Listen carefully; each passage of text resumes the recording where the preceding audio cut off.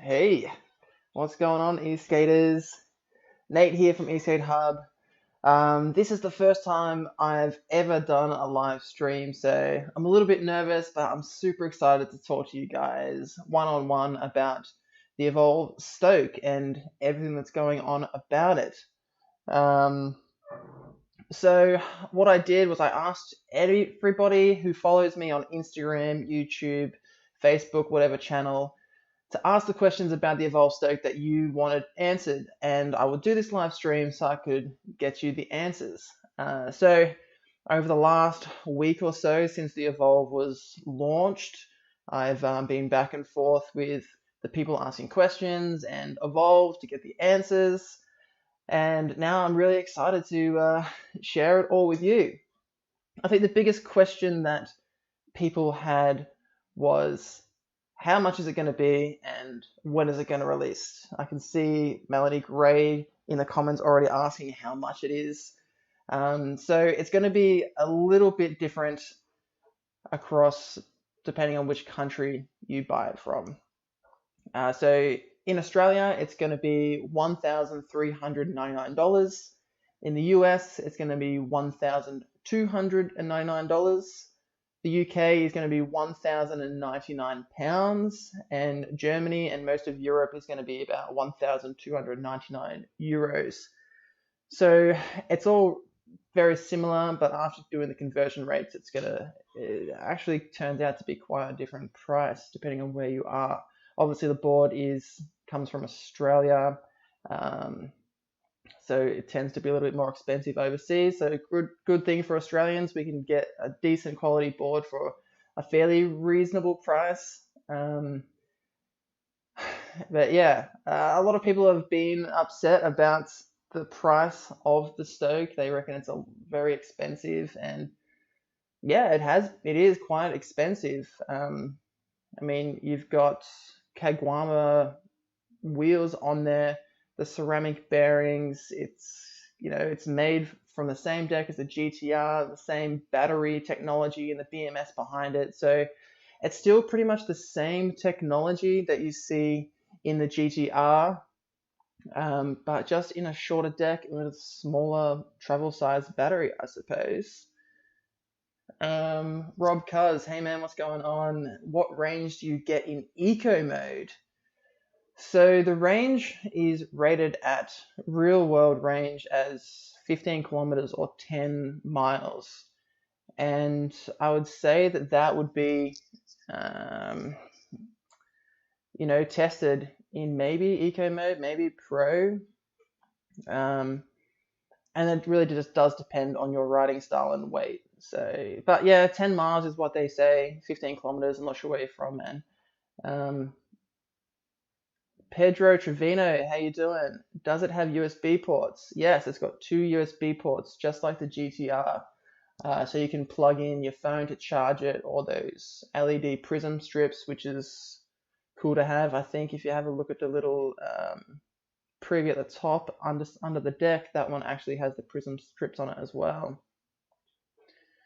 Actually, I want to know, does anyone have any cool ideas about what they would use those USB ports for apart from lights and apart from charging your phone? I'd be interested to see what you guys are coming up with and using on those USB ports, because I reckon there's got to be a lot more application than just lights and charging your phone. LA, what's happening? How does it compare to the Miles board? Just as easy to carry around.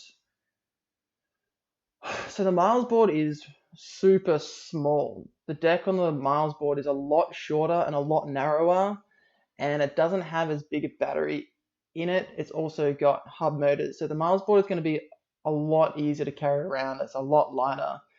The Evolve Stoke still comes in at 8.16 kilos, which is 17.9 pounds, which is a fairly heavy board. You're drunk, man, are you? I'm gonna have a few beers after this, actually, to celebrate, or first live stream.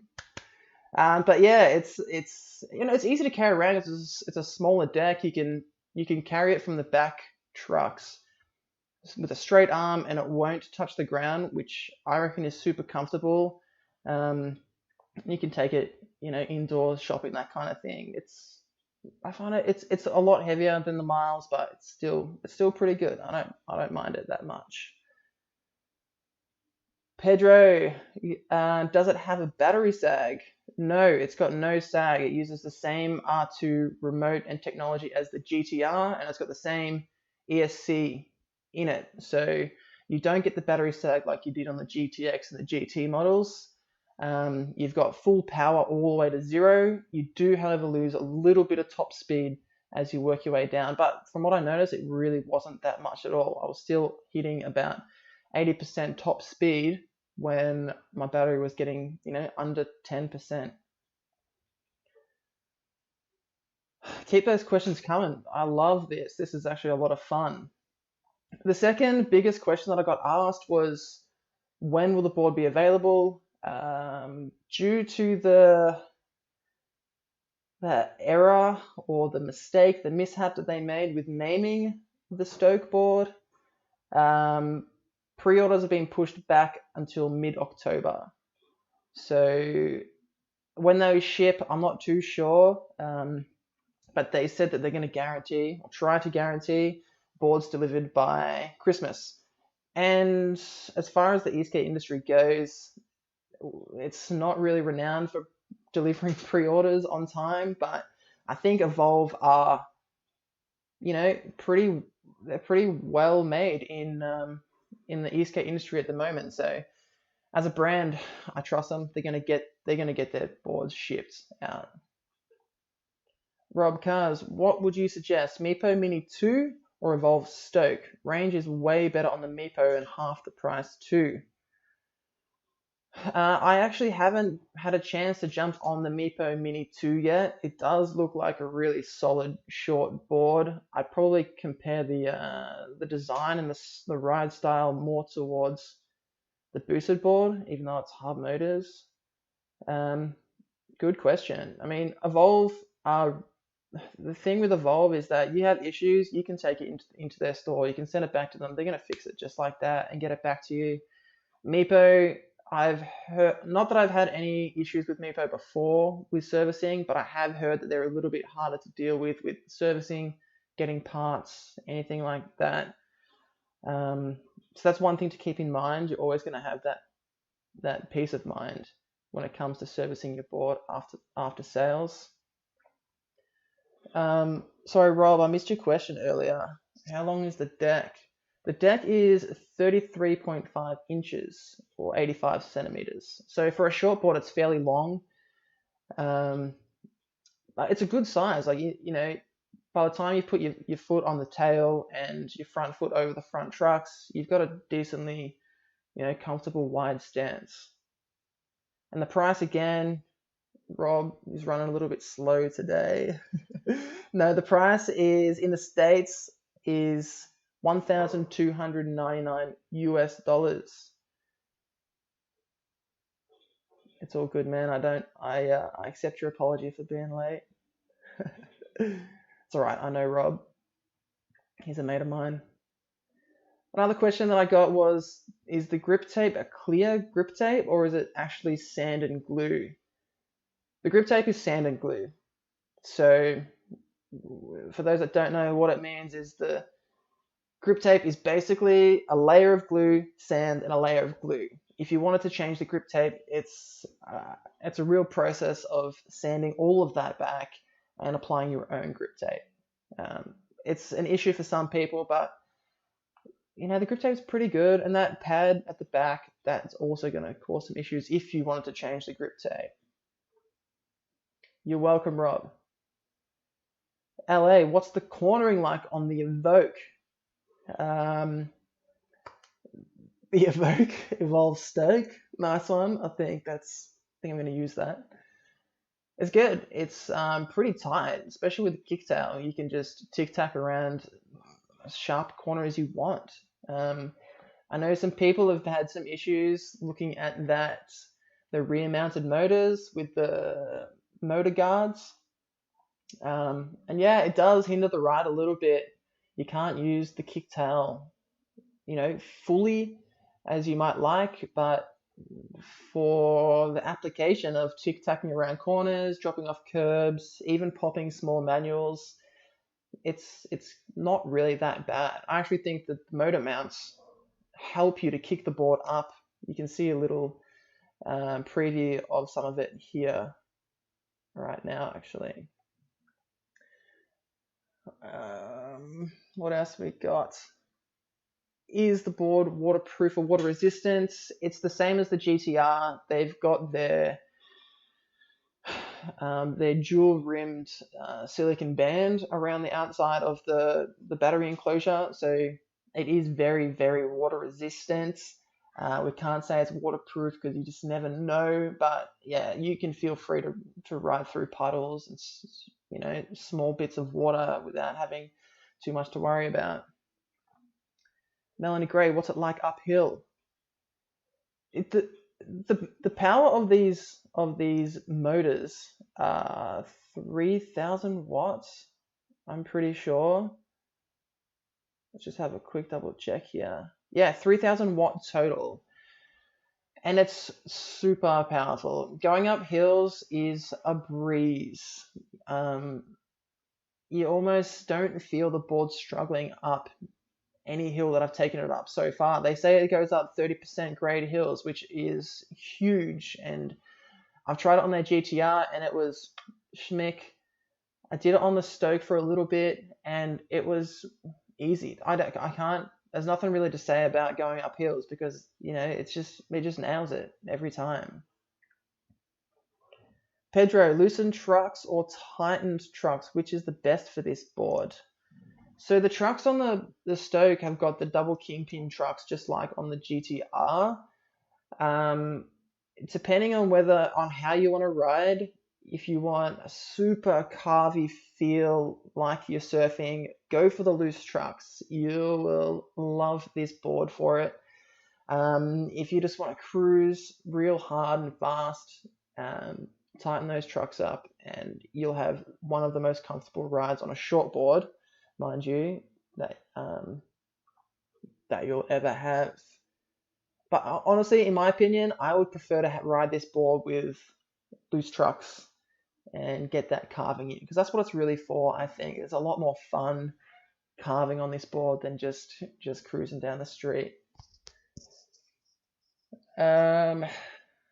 Some people wanted to know if Evolve were ever going to release an AT version of this Stoke board, so an all-terrain version. I don't think they will. I did ask them. What they said was AT wheels won't fit on this board. I think without some modifications, maybe some smaller all-terrain wheels, it could fit. If you could find all-terrain wheels that were 85mm in diameter, it could work and it could be cool. Actually, that would be really fun. But Evolve aren't going to launch one anytime soon. What else do we have? The maximum weight load it can handle. It's the same as a GTR. Evolve always say that the max load of their boards is 100 kilograms. I know guys that are over 100 kilograms, in particular one guy from Evolve, and he rides his GTR just fine, and the Stoke is no different. It uses the same motors, it's got the same power. Actually, it doesn't have the same power. That the output of the battery is a little bit lower, but yeah, you're going to be pretty much fine. What else we got? The name change of the Bantam to the Stoke. This was a big one because it got a little bit controversial. Originally, Evolve sent out the first email launching the Bantam board, which they were going to call it. And then they started getting messages about there was another company in the skate scene. It's actually Globe that have a board called the Bantam, and funnily enough, it's very similar shape to what the Stoke is. Whether that was an accident or not, I believe it was probably an accident. They decided to change the name, and they changed the name to Stoke. Little did they know that there was already a board out there. I think it's made by Own Board and Ronnie Sarmiento. has something to do with it. It's called the Stoked board. I don't know how that lies, Stoke versus Stoked board, but Ronnie just released a video with his reaction to the launch of the Evolve Stoke, and he doesn't really seem too fussed. He seems like a pretty chill dude. He's not really getting up in arms about it. So I'm actually quite impressed the way that Ronnie handled that. I don't know why Evolve didn't do more research. Like, it's another electric skateboard called the Stoked. They should have probably known that. But that's just how it is these days. It'll be interesting to see how it unfolds. I don't think anything will happen. I mean, Ronnie's chill about it. He's not going to do anything about it. Evolve, they're going to go with Stoke. They've already bloody spent tons of money on delivering these boards, and that's the way it's going to be. So yeah, that's pretty much all the major questions that people seem to have about the Stoke. So unless there are any other questions coming through the comment section here, I think we're good, guys. I'd be interested to see some real world riders jumping on that Stoke and getting some like proper tests in, doing a full range test, trying to beat the hell out of that thing. It's going to be fun.